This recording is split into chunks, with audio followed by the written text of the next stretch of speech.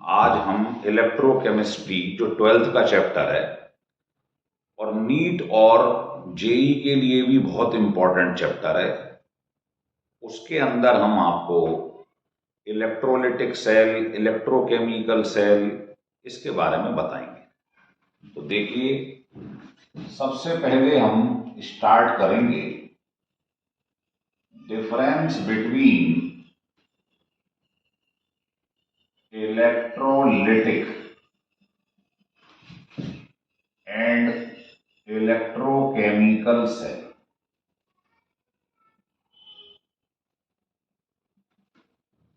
इनमें डिफरेंस बताएंगे।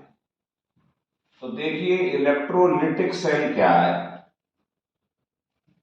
और इलेक्ट्रोकेमिकल सेल क्या है। अभी केवल हम आपको थोड़ा सा समझाएंगे, फिर इसे डिटेल में ले जाएंगे। इसमें क्या होता है, दोनों इलेक्ट्रोड्स जो रॉड्स हैं वो एक ही वेसल में होता है और यहां लगी रहती है बैटरी। जहां से करंट एंटर करती है वो एनोड है और जहां से बाहर निकल जाती है वो कैथोड। इसमें क्या होता है, इसमें दो सेपरेट वेसल हैं इलेक्ट्रोकेमिकल सेल में। ये रॉड ली हुई है, बीच में आप पढ़ेंगे एक इन्वर्टेड यू ट्यूब होती है, अभी इसकी हम पूरी चर्चा करेंगे आपसे। और यहां पर इलेक्ट्रोलाइट भरा हुआ है। अगर ये रॉड जिंक की है तो इलेक्ट्रोलाइट जिंक सल्फेट या जिंक क्लोराइड है।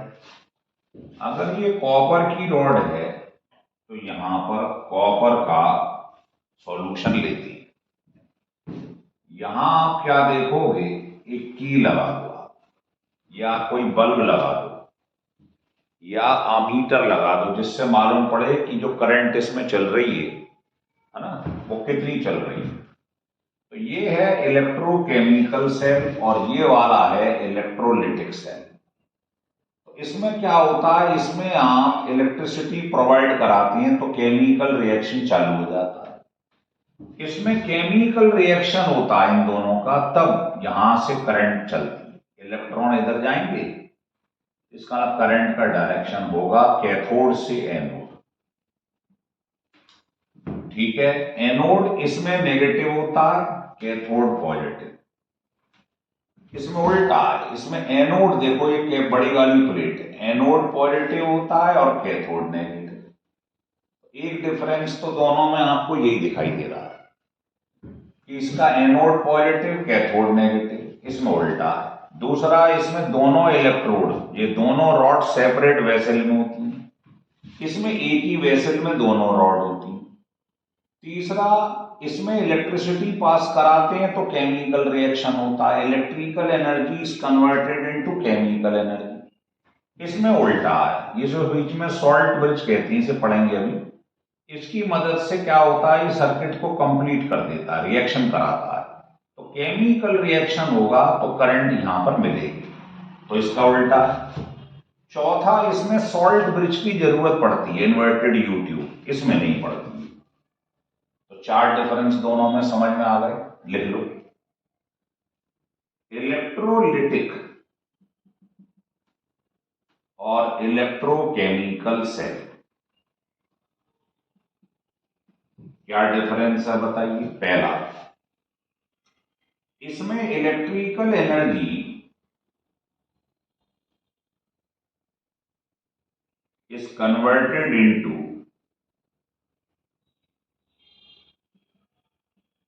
Chemical energy.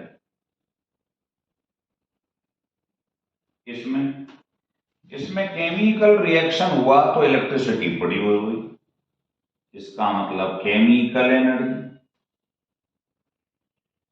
Is converted into electrical energy. दूसरा ये है कि इसमें एनोड पॉजिटिव कैथोड नेगेटिव, और इसमें उल्टा होता है, एनोड नेगेटिव कैथोड पॉजिटिव होता है। तीसरा क्या बताया है, both electrodes are placed in the same vessel. Both electrodes are placed in the same vessel.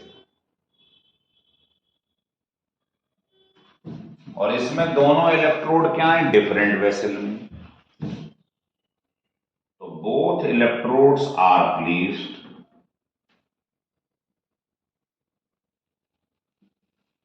In a different vessel. और फोर्थ आप समझ ही गए, इसमें सॉल्ट ब्रेक इज नेसेसरी और एसेंशियल. इसमें salt break is not essential. ये fourth difference हो गया. तो पहले ये समझना है हमें इलेक्ट्रोलिटिक सेल क्या है, इलेक्ट्रोकेमिकल सेल क्या है. लिख लो इसको.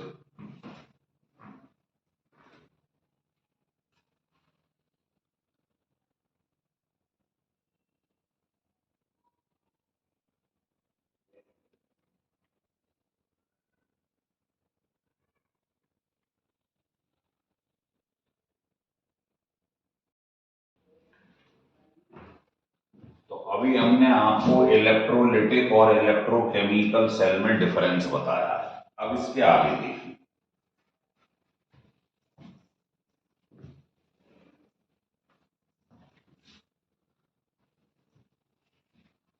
देखिए अब हम आपको रेडॉक्स रिएक्शन बताएं. तो रेडॉक्स रिएक्शन तो हम जानते ही हैं क्या होता है. The reaction in which oxidation and reduction takes place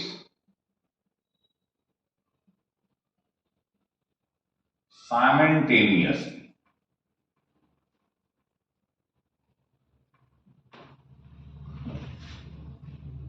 by the different reactant. है ना. जैसे हमने ये देखा, जिंक का रिएक्शन इस पर करवाया, ये बन गया. तो आप अगर यहां जिंक को देखें तो इसका ऑक्सीडेशन नंबर 0 है, पढ़ा है 11th में. और इसका ऑक्सीडेशन नंबर निकालोगे अगर SO4 का -2 होता है, कितना आ गया, +2. तो ये बताओ इंक्रीज हो रहा है, मतलब इसका ऑक्सीडेशन हो रहा है, जिंक का ऑक्सीडेशन हो रहा है. और अगर हम H2SO4 में बात करें तो इधर तो ये फ्री एलिमेंट है हाइड्रोजन, इसका ऑक्सीडेशन नंबर 0 है. इधर H निकालें तो कितना आ जाएगा, +1. तो ये रिड्यूस हो रहा है +1 से 0. तो इसका रिडक्शन हो रहा है. ऑक्सीडेशन नंबर बढ़े तो ऑक्सीडेशन, कम हो जाए रिडक्शन. अब आप ये बताओ, इसका हो रहा है ऑक्सीडेशन, इसका रिडक्शन. तो एक रिएक्शन में ऑक्सीडेशन और रिडक्शन दोनों अलग अलग रिएक्टेंट्स का हो रहा है.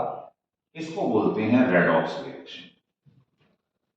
मतलब ऐसा रिएक्शन जिसमें ऑक्सीडेशन भी हो, रिडक्शन भी हो, लेकिन दोनों अलग अलग रिएक्टेंट्स. अगर एक ही रिएक्टेंट दोनों काम कर दे, ऑक्सीडेशन रिडक्शन, तो हमने पढ़ा उसे डिस्प्रपोर्शनेशन रिएक्शन कहते हैं. चलिए, तो अब हम बात करेंगे direct redox. Direct redox reaction.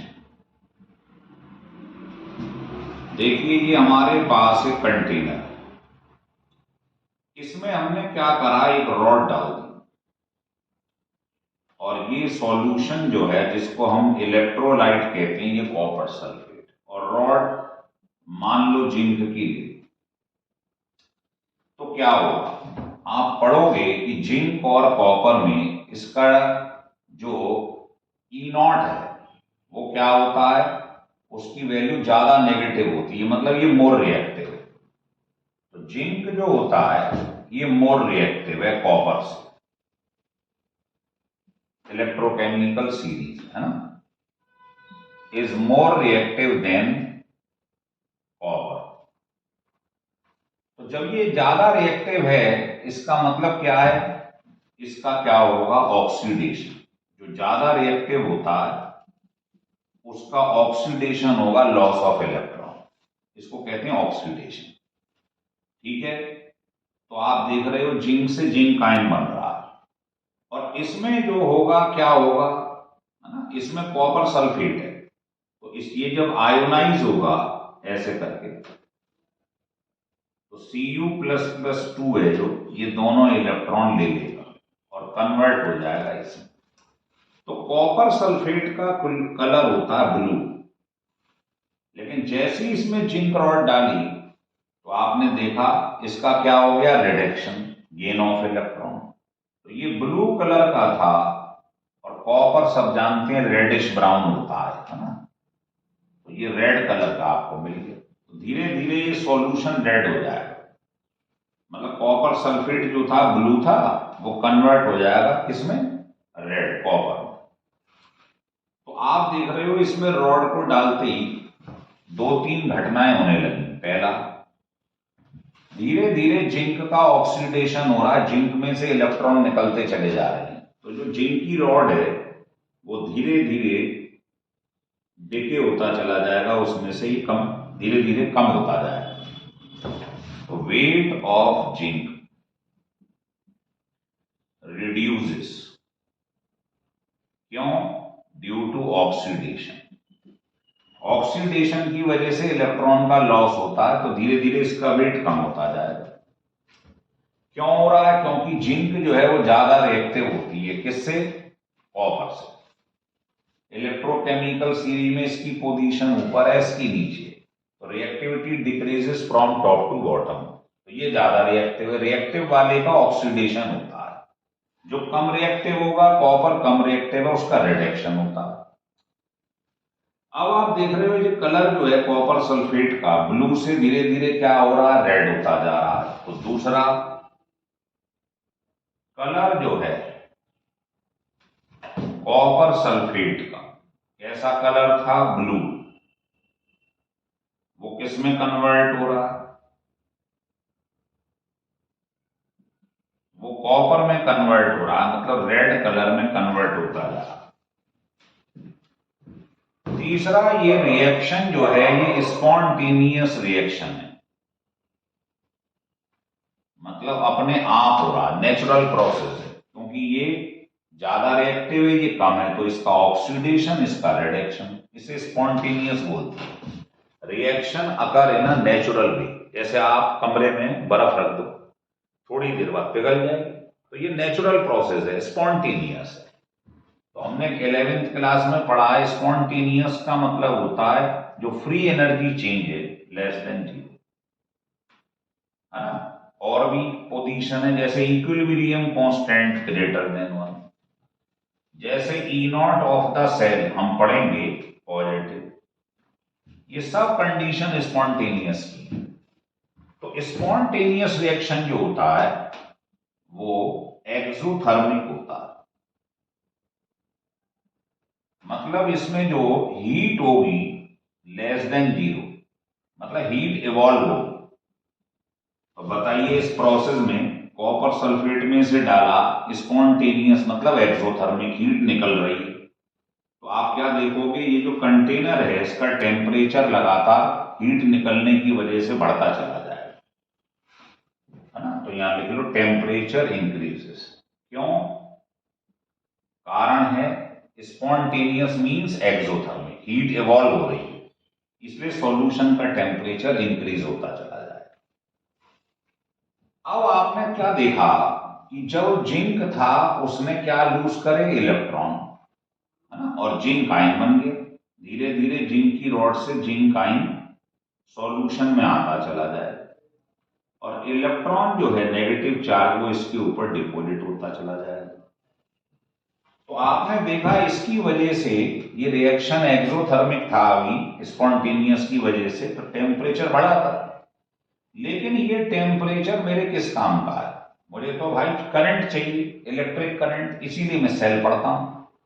तो अगर आपको सेल बनाना है तो ध्यान रखिए, आपको ये जो इलेक्ट्रॉन यहां पर इसने लूज करे ये इलेक्ट्रिक करंट में चेंज होने चाहिए, हमें टेम्परेचर नहीं बढ़ाना, हम तो ये चाहते हैं जो भी यहाँ इलेक्ट्रॉन लूज हो रहे हैं या टेम्परेचर बढ़ रहा है वो हमारे यूज का हो, उससे इलेक्ट्रिक करंट प्रोड्यूस हो। तो फिर क्या करेंगे? तो इसके लिए इसने हमें इलेक्ट्रोकेमिकल सेल पढ़ाया है ना। इलेक्ट्रोकेमिकल सेल को आप पढ़ोगे, गैल्वेनिक सेल भी कहते हैं, वोल्टिक सेल भी कहते हैं। तो उससे आपको मालूम पड़ेगा कि हमारे पास जो यहां पर इलेक्ट्रॉन ये लूज कर रहा है ऑक्सीडेशन से, इससे इलेक्ट्रिकल एनर्जी या इलेक्ट्रिकल करंट प्रोड्यूस होगी, तो उसे हम पढ़ें। तो पहले आप इसे लिख लो। तो ये एक्सपेरिमेंट इन्होंने करा, जिंक की रॉड डाल दी कॉपर सल्फेट सॉल्यूशन में, तो कैसे कैसे रिएक्शन हुआ है, क्या हुआ है उससे, ये लिख।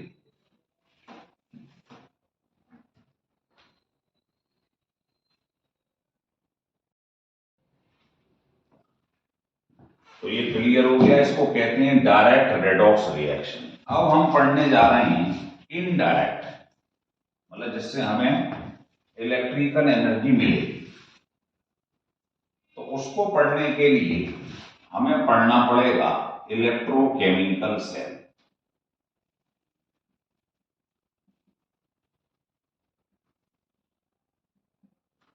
जिसको हम वोल्टिक सेल या गैल्वेनिक सेल कुछ भी कह सकते हैं।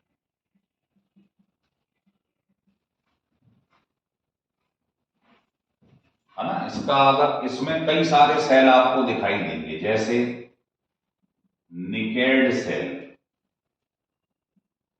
निकेड जो है निकेल कैडमियम सेल को बोलती है। या आपको मिलेगा जिंक कॉपर, है ना, इसको कहते हैं डेनियल। ऐसे कई सारे आपको मिलेंगे। तो इसमें से सबसे यूजफुल जो है वो ये वाला सेल है डेनियल। तो इसको हम पढ़ेंगे। देखिए,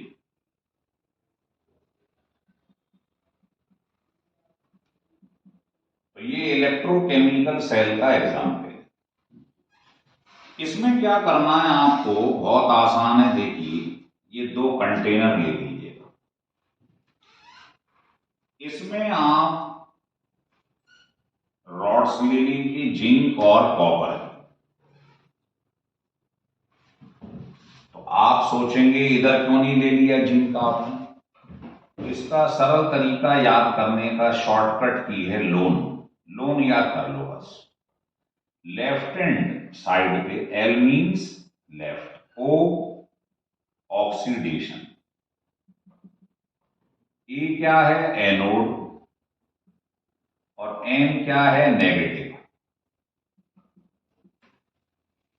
मतलब लेफ्ट हैंड साइड में ऑक्सीडेशन होगा, वो एनोड होगा और एनोड नेगेटिव होगा। ये याद करने का आसान तरीका है। तो ये बताइए, ये लेफ्ट हैंड साइड है, तो लेफ्ट हैंड साइड में ऑक्सीडेशन होने वाला है और ये नेगेटिव होगा। ठीक है, तो लेफ्ट हैंड साइड में ऑक्सीडेशन है, एनोड है ये और नेगेटिव एनोड। तो इसका उल्टा बोलने लगो, राइट हैंड साइड में क्या होगा, रिडक्शन होगा, वो कैथोड होगा और पॉजिटिव होगा।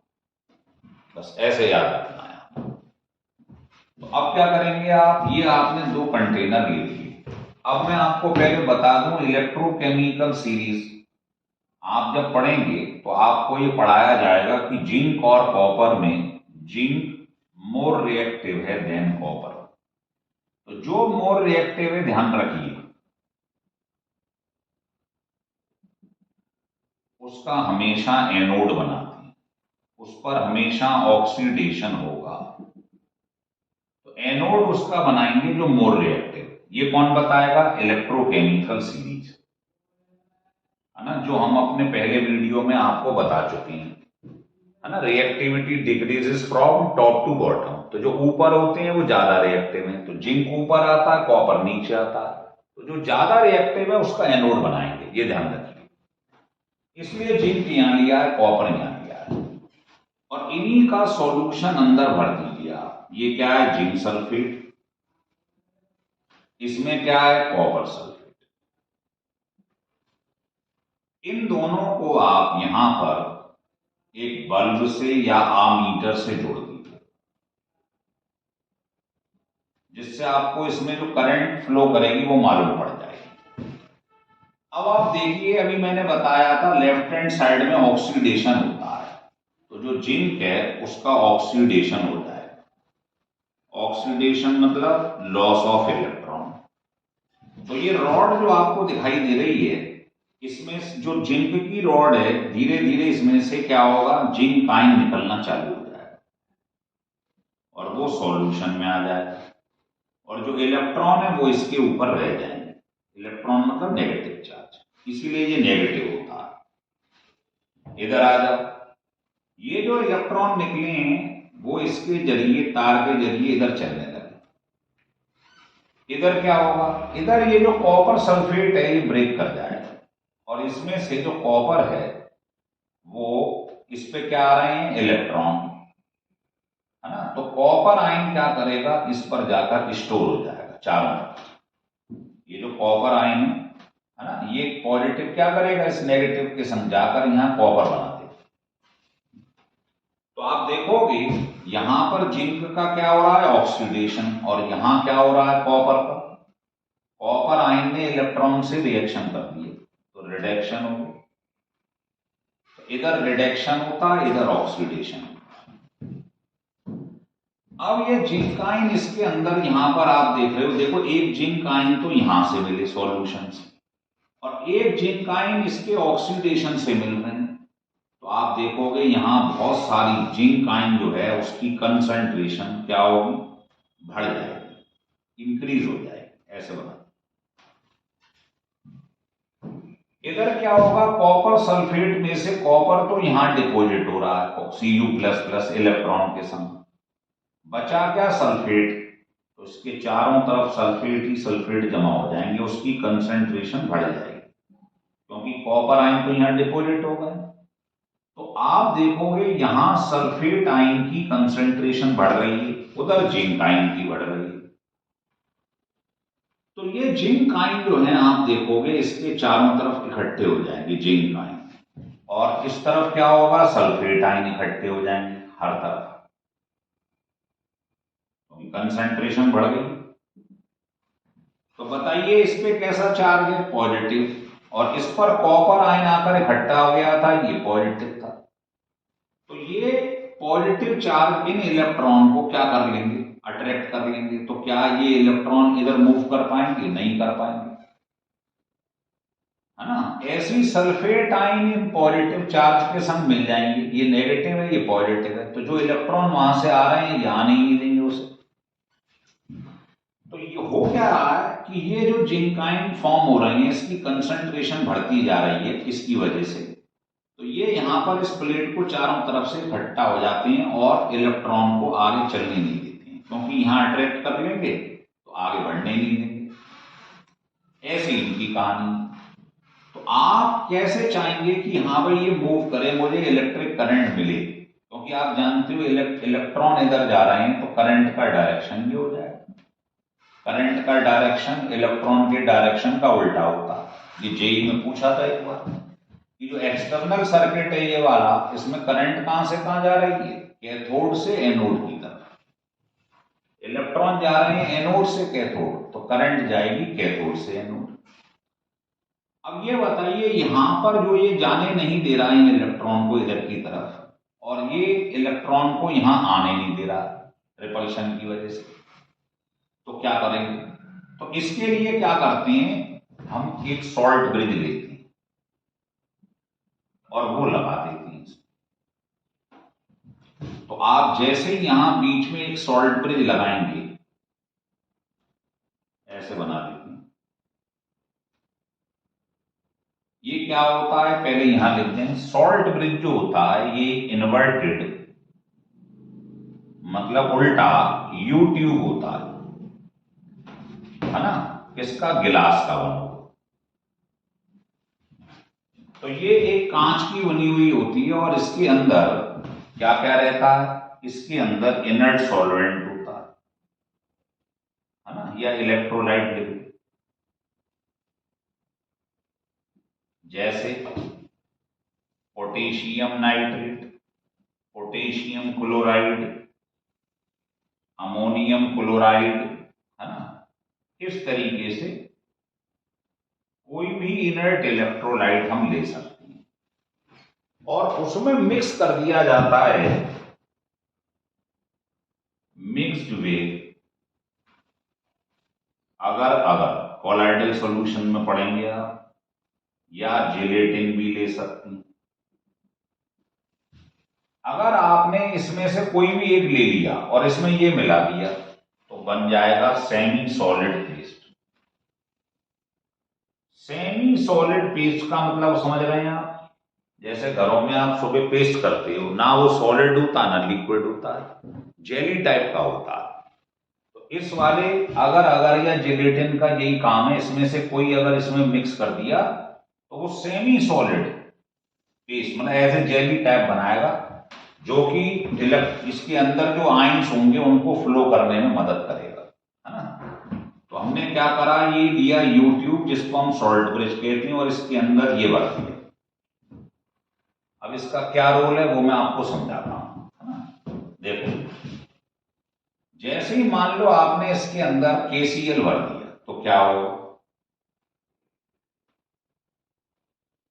इसमें से जो Cl दिखाई दे रहा है वो इधर आ जाएगा और जो K दिखाई दे रहा है वो इधर आ जाएगा KCl में से, है ना। तो जैसे कोई नाली होती है उसमें कचरा फंस जाता है, तो आपने घरों में क्या देखा है, आप उसमें हार्पिक डाल दो या उसमें आप तेजाब डाल दो नाली में, तो वो जो भी कचरा फंसा होता है उस पैसेज को क्लियर कर देता है, नाली चलने लगती है। तो वही तो हुआ है यहां पर कि भाई जो जिंक आयन थे वो इस प्लेट के ऊपर, जो नेगेटिव प्लेट थी इसके ऊपर क्या होगा, डिपॉजिट होगा अट्रैक्शन की वजह से। तो इस इलेक्ट्रॉन जो दिखाई दे रहे हैं नेगेटिव, इनको जाने नहीं दे रहे हैं। तो हम क्या करेंगे, इस पैसेज को क्लियर करेंगे। तो ये Cl माइनस इधर आता है जिंक के संग, तो जिंक के संग जुड़कर जिंक क्लोराइड बना देता है। तो आप देखोगे पॉजिटिव आयन की संख्या कम हो जाएगी, तो ये इलेक्ट्रॉन अब इनका पैसेज क्लियर हो जाएगा। जो जिंक आयन ने इसे पकड़ के रखा था वो चीज खत्म हो जाएगी। ऐसी पोटेशियम आयन इधर आएगा सल्फेट के संग, तो K2SO4 बना लेगा। तो जो सल्फेट आयन की वजह से ये इलेक्ट्रॉन यहां आ नहीं पा रहे थे, रिपल्शन की वजह से वो आना चालू हो जाएंगे, है ना। तो ये क्या कर रहा है, ये इलेक्ट्रॉन जो है उसको यहां से यहां तक पहुंचाता, मतलब टू कंप्लीटिंग द सर्किट। ये सॉल्ट ब्रिज का काम है। एक तो पैसेज क्लियर करता है, दूसरा सर्किट को कंप्लीट करता है। कैसे करता है आपको बता दिया है, लेकिन मुद्दा ये है हमारे पास में कि हमने ये क्या लिखा है शब्द इनर्ट इलेक्ट्रोलाइट, इसे समझा देते हैं। देखिए,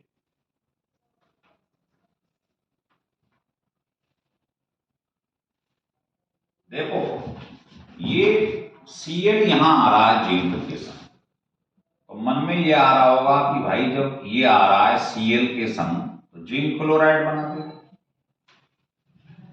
तो भाई ये Cl जब जिंक के संग आएगा तो जिंक क्लोराइड बना देगा। तो फिर हमारी प्रॉब्लम कहां पर यहां पर खत्म हुई, यहां तो Cl भी इसके संग आ गया। लेकिन आप समझ लो जिंक क्लोराइड जो होता है ये सॉल्युबल होता है सॉल्यूशन के अंदर, है ना। इसका मतलब सॉल्युबल है, तो क्या होगा, द्वारा से ही इसमें कन्वर्ट हो जाएगा, ब्रेक हो जाएगा, तो कोई फर्क नहीं पड़ेगा।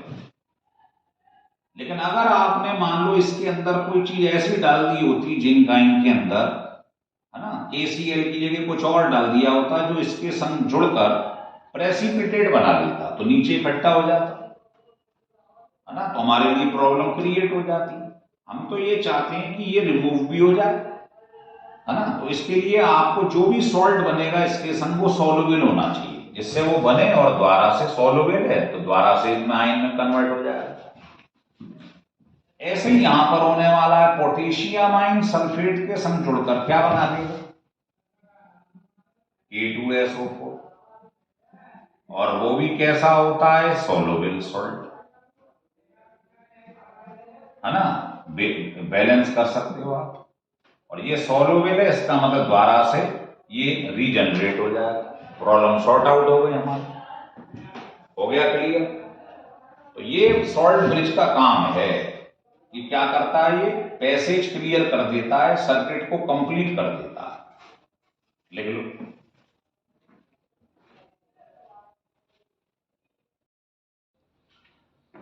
हो गया क्लियर? अब हम इसमें ये समझें कि इसका फंक्शन क्या है। तो पहला बताइए, सॉल्ट ब्रिज का फंक्शन क्या होता है? सर्किट को कंप्लीट करता है, टू कंप्लीटिंग द सर्किट। भाई जब पैसेज क्लियर हो जाएगा, ये इलेक्ट्रॉन चल पड़ेंगे, क्योंकि इसकी वजह से जो इलेक्ट्रॉन नहीं चल पा रहे थे, Cl माइनस इसके संग ऐड हो जाएगा, इलेक्ट्रॉन यहां से पॉजिटिव चार्ज क्या होगा? जिंक आयन कम होता जाएगा, तो पैसेज क्लियर हो जाएगा, इलेक्ट्रॉन चलने लगेंगे। तो एक तो सर्किट को कंप्लीट करता है, दूसरा ये Cl माइनस ने इसे क्या करा? पॉजिटिव आयन को न्यूट्रलाइज कर दिया। ऐसी पोटेशियम आयन ने सल्फेट को न्यूट्रलाइज कर दिया। तो दूसरा ये है to neutralize the charge present in the half cell, है ना? इसको कहते हैं first half cell, second half cell, ठीक है? या इसको एनोड हाफ सेल, इसको कैथोड हाफ सेल, कुछ भी कह सकते हैं। तीसरा एक और होता है कि आप देखोगे जब ये दोनों सेल आप बनाओगे, तो यहां पर बीच में पहले लिख दूं, फिर समझा देता हूं कि to minimize the liquid potential, ये इसको मिनिमाइज भी कर देता है सॉल्ट ब्रिज। तो सॉल्ट ब्रिज के तीन फंक्शन होते हैं, है ना? लिख लीजिएगा, देखिए यहां समझाते हैं आपको। जैसे मान लीजिए ये आपके पास एक सेल है। जब मार्केट में आप जाते हैं और कोई सेल लाते हैं, मान लो घड़ी का सेल लाए, तो इस टाइप का सेल होता है, पढ़ा है आपने।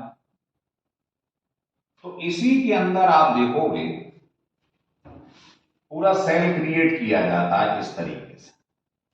ये लिक्विड 1 है, ये लिक्विड 2 है, इसके अंदर जिंक सल्फेट, इसमें कॉपर सल्फेट, है ना? और आपने पढ़ा ही था, अभी क्या करा था हमने इस तरीके से। ये एक ही वेसल के अंदर ऐसे पार्टीशन बना दी। तो अभी अभी आपने देखा था ये रॉड क्या था? ये एनोड था। एनोड कैसा था? इसमें नेगेटिव। कैथोड कैसा था? पॉजिटिव। और इसमें क्या हुआ था? ऑक्सीडेशन, जिंक से जिंक आयन बन गया था। तो जिंक आयन बना तो यहां पर पॉजिटिव चार्ज इकट्ठा हो जाएगा, और इसमें नेगेटिव हो जाएगा, अपोजिट। भाई इसमें सल्फेट आयन थे, उधर जिंक आयन थे। तो ये जो डिप्लीटेड लेयर बन गई, डबल लेयर को कहते हैं डिप्लीटेड लेयर।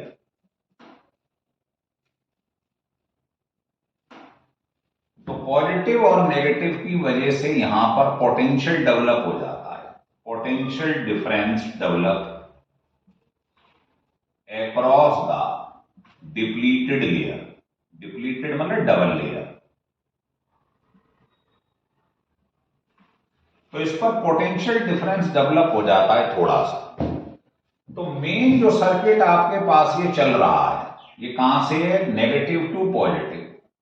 और जबकि ये क्या है? पॉजिटिव से नेगेटिव। तो इसका क्या करेगा? ये अपोज करेगा। तो यहां पर आप क्या देखोगे? बहुत कम पोटेंशियल डेवलप हो जाएगा, जो कि इस वाले पोटेंशियल डिफरेंस का क्या करेगा? अपोज। क्योंकि ये नेगेटिव टू पॉजिटिव है, यहां पॉजिटिव नेगेटिव, अपोजिट। तो सॉल्ट ब्रिज क्या करता है? सॉल्ट ब्रिज का भी आपने काम देखा था। ये इस चार्ज को क्या कर देता है? रिड्यूस कर देता है दोनों। तो जब ये रिड्यूस कर देगा इसे, तो मेन जो पोटेंशियल डिफरेंस है वो क्या करेगा? इस वाले लिक्विड 1 और लिक्विड 2, इसे लिक्विड लिक्विड पोटेंशियल कहते हैं, इसको क्या कर देगा? ये रिड्यूस कर देगा। रिड्यूस क्यों कर रहा है वो आपकी समझ में आ रहा है, क्योंकि ये क्लोराइड इसको एब्जॉर्ब कर लेगा, जिंक क्लोराइड बना देगा, ये K2SO4 बना देगा, तो ये वाला पोटेंशियल जो दिखाई दे रहा है कम हो जाएगा। ये कम होगा, इसका मतलब इसकी जो रियल वैल्यू है वो लगभग बनी रहेगी, ठीक है ना। तो ये जो लिक्विड लिक्विड पोटेंशियल है, ये बीच में जो दिखाई दे रहा है लिक्विड लिक्विड, है ना, इसको मिनिमाइज करता है ऑन सॉल्ट ब्रिज। क्लियर हो गया। तो एक 3 आपको इसके फंक्शन ध्यान रखने।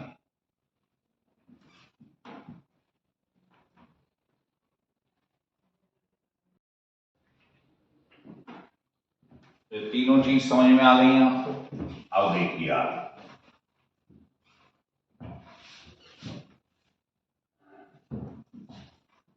अब आपको ये बताते हैं, अभी जो आपको सॉल्ट ब्रिज बताया था,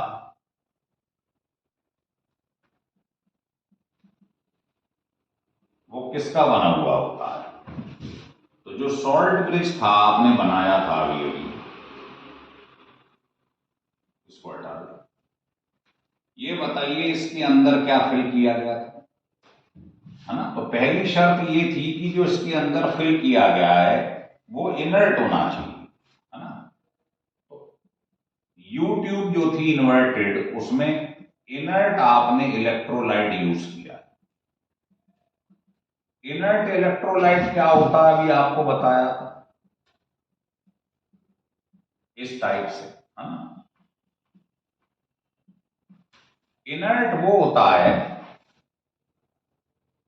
जो which do not react with, जो आपने यहां पर लिया था इस टाइप से, ध्यान आ रहा होगा, ध्यान आ गया। तो आप देखोगे कि यहां पर जो आपने ये लिया था Cl- और K+, वो इस वाले चीजों से, जो भी इसके अंदर आयन है, जिंक आयन, सल्फेट आयन, इनसे रिएक्ट नहीं करना चाहिए। इसका क्या मतलब, डू नॉट रिएक्ट विद, लिख लो, ions present in the half cell.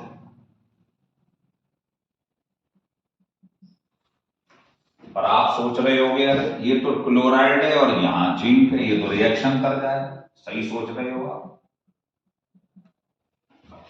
ये रिएक्शन तो कर गया इससे, पर ये बहुत ज्यादा सॉल्युबल होता है सॉल्ट। इसका मतलब ये दोबारा से इसमें कन्वर्ट हो जाएगा, कोई इफेक्ट ही नहीं पड़ेगा, ठीक है ना। और आप ले सकते हैं, और भी चीजें कई ले सकते हैं इसके अंदर, जैसे आप पोटेशियम नाइट्रेट ले लो, ये लो, तो क्या होगा, ये नाइट्रेट से रिएक्शन कर जाएगा और जिंक नाइट्रेट बना दे। ये भी बहुत ज्यादा सॉल्युबल होता है, ये भी द्वारा से कन्वर्ट हो जाएगा। लेकिन अगर मान लो ये रॉड्स जो आपको दिखाई दे रही हैं, अगर आपने सिल्वर ले लिया, सिल्वर एज इलेक्ट्रोड ले लिया, तब आप ध्यान रखना, तब आप अमोनियम क्लोराइड, पोटेशियम क्लोराइड, इनको इलेक्ट्रोलाइट की फॉर्म में यूज मत कर लेना। क्यों, क्योंकि जो सिल्वर आयन है वो आपने मान लो KCl डाल दिया तो क्लोराइड आयन के संग प्रेसिपिटेट बना देता है, मतलब हैवी होके सॉल्यूशन नीचे बैठ जाएगा, प्रेसिपिटेट। जबकि हमें चाहिए सॉल्युबल सॉल्ट जिससे वो द्वारा से इसे रीजनरेट कर दे। तो सिल्वर वाले केस में ध्यान रखना, हमें ये दोनों में से कोई भी नहीं लेना, नहीं तो प्रेसिपिटेट बन जाएगा जो हमारे लिए गलत है। हमें सॉल्युबल सॉल्ट चाहिए होता। क्लियर हो रहा है। तो पहला तो ये समझ लो कि जो इसके अंदर सॉल्यूशन डाला जाता है, इलेक्ट्रोलाइट डाला जाता है, वो इनर्ट इलेक्ट्रोलाइट होना चाहिए, जो कि आयंस के संग मिलकर सॉल्युबल सॉल्ट बनाए। दूसरा ये होता है, लिख लो, कि जो आयनिक मोबिलिटी है या मोबिलिटी, मूवमेंट ऑफ आयंस कहते हैं जिसमें। मोबिलिटी मतलब मूवमेंट ऑफ आइंस ये सेम रहना चाहिए ऑलमोस्ट। किसका? ऑफ, मान लो KCl लिया है तो K एंड Cl माइनस, जो कैटाइन और एनाइन है उसकी मोबिलिटी जो है, मूवमेंट है, स्पीड है, वो लगभग सेम होनी चाहिए। क्यों होनी चाहिए? देख लो, जिससे आप ये सॉल्ट ब्रिज जब बना रहे हो तो क्लोराइड आइन इधर जा रहा है और K प्लस इधर जा रहा है, और जाके यहां पर किसको न्यूट्रलाइज कर रहा था? जिंक आइन। ये किसको न्यूट्रलाइज कर रहा था? सल्फेट आइन। तो ये दोनों को जो न्यूट्रलाइज कर रहा है इक्वल स्पीड से कर पाए। भाई ये तेज भाग रहा है, ये धीमे भाग रहा है, तो ये दोनों क्या एक बार में न्यूट्रलाइज नहीं हो? तो ये दोनों न्यूट्रलाइज साइमल्टेनियसली होने चाहिए। और साइमल्टेनियसली कब होंगे? जब इनकी स्पीड लगभग सेम हो। तो दूसरा पॉइंट ये है कि जो मूवमेंट ऑफ आइंस है, मोबिलिटी है, वो लगभग सेम होनी चाहिए। तो ये दो कंडीशन है सॉल्ट ब्रिज में। आपको क्या क्या उसके अंदर भरा जाता है, किसे भरना चाहिए, है ना? तो ये बातें ध्यान रखें। अब मैं आपको बताता हूं कि सेल रिएक्शन कैसे लिखा जाता है। तो इसको लिख लो पहले आप। हाँ, अब हम हेडिंग डालेंगे cell representation and cell reaction. Cell representation and cell reaction. देखिए, अभी अभी जो हमने क्वेश्चन पढ़ा है इसमें बताओ लेफ्ट हैंड साइड में क्या हुआ था? जिंक का ऑक्सीडेशन।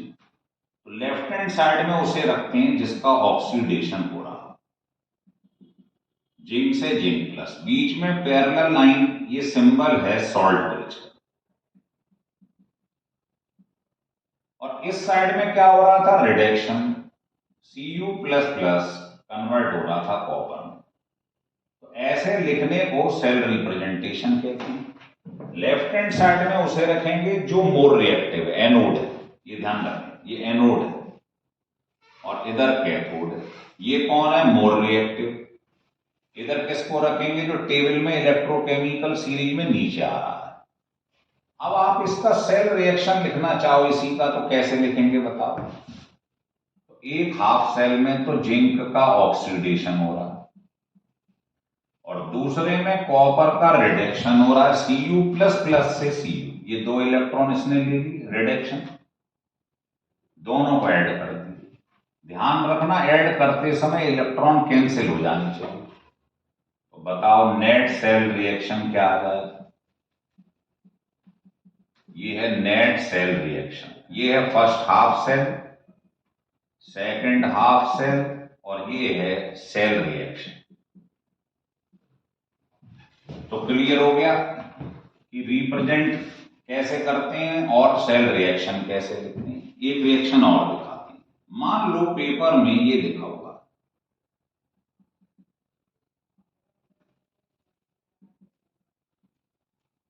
ये सेल रिप्रेजेंटेशन।